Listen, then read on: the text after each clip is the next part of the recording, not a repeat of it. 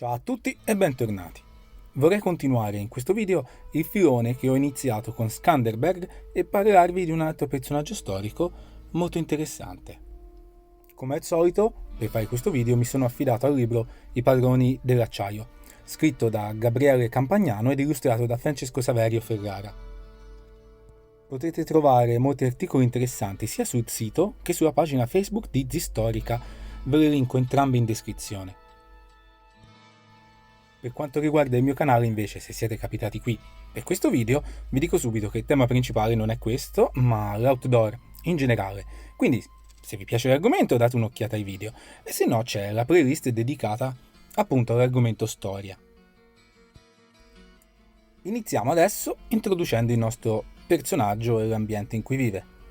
Siamo nel XVI secolo, nella Frisia, una piccola regione al centro di una faida che dura da più di 150 anni.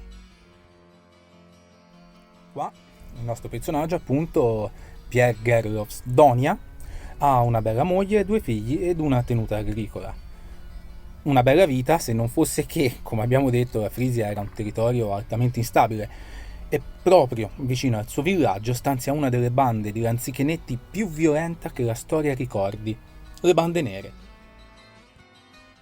Il libro ci racconta brevemente la storia di questa terra, ma è una parte che io tralascerò e che vi invito comunque a recuperare sul testo.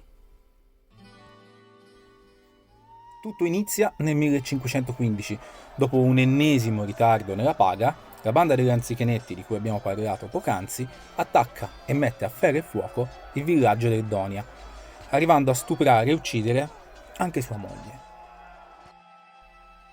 Pierre, nonostante abbia due figli piccoli a cui pensare, viene sopraffatto dalla sete di vendetta e riesce con costanza e perseveranza a mettere insieme una piccola banda composta da contadini, nobili impoveriti, briganti e marinai, a cui si aggiunge anche un gruppo di mercenari finanziati da Carlo di Egmont.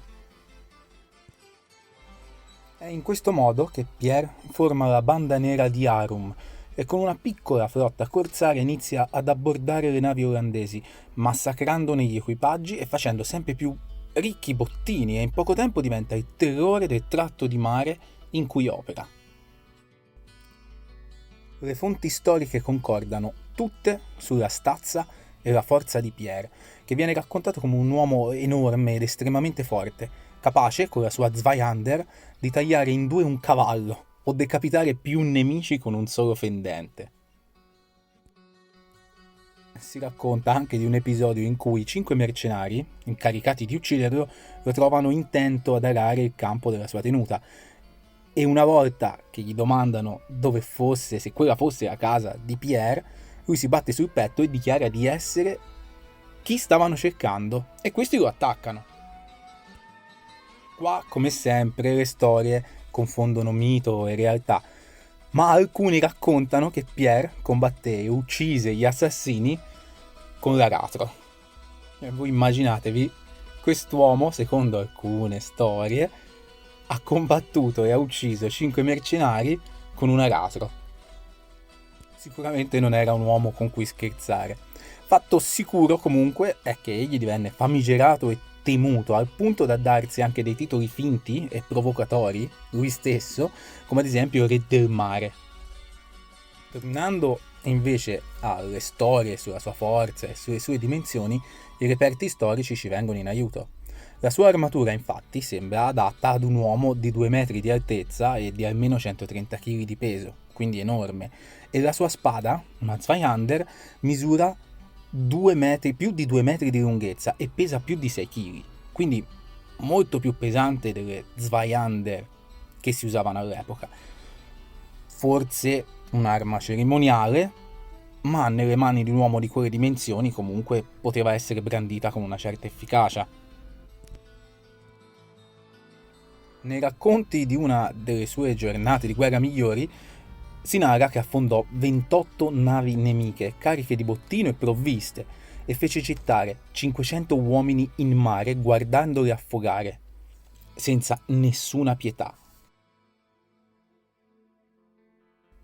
Ma non erano solo le navi a dover temere questo odio, in quanto Donia Attacca anche i villaggi costieri e inizia ad attaccare le roccaforti fedeli agli olandesi, massacrando interi villaggi e bruciandoli fino alle fondamenta.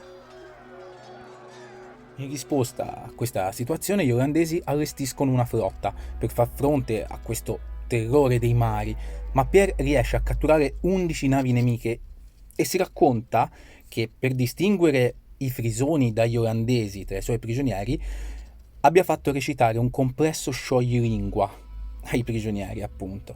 Tutti quelli che sbagliano finiscono sotto la lama di Pierre. Io andrei adesso a concludere la storia, perché volevo proprio raccontarla brevemente ed invitarvi ad approfondire appunto sul sito o sul libro stesso. Quindi, concludendo, Pierre è stanco, era mosso dalla sete di vendetta e dalla voglia di libertà per la sua Frisia, ma si rende conto che non otterrà nessuna delle due. Quindi lascia il comando e si ritira a vita privata e nel 1520 muore nel suo letto.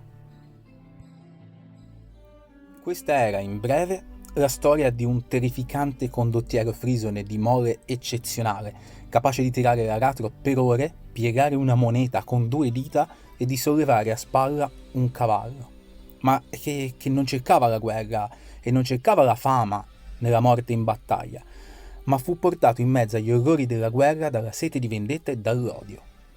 Una storia estremamente umana, non trovate? E con questo il video si conclude. Spero vi sia piaciuto o vi abbia incuriosito al punto di cercare qualche informazione in più. Vi ricordo che in descrizione trovate il link al sito e alla pagina Facebook di Zistorica. E vi saluto e ci vediamo ad un prossimo video. Ciao!